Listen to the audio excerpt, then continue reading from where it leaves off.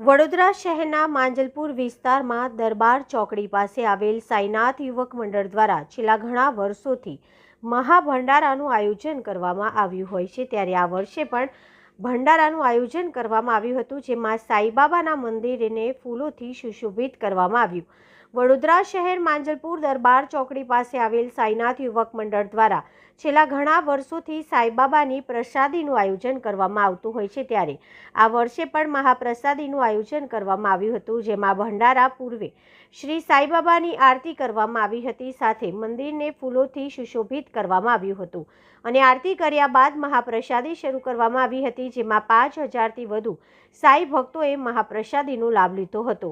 20 જાન્યુઆરી એટલે કે સાઈબાબાનો પ્રાણ પ્રતિષ્ઠા દિવસ નિમિત્તે છેલ્લા 21 વર્ષથી મહાપ્રસાદીનું આયોજન કરવામાં આવતું હોય છે। વધુમાં સાઈબાબાના સેવકે જણાવ્યું હતું કે તારીખ 20 જાન્યુઆરી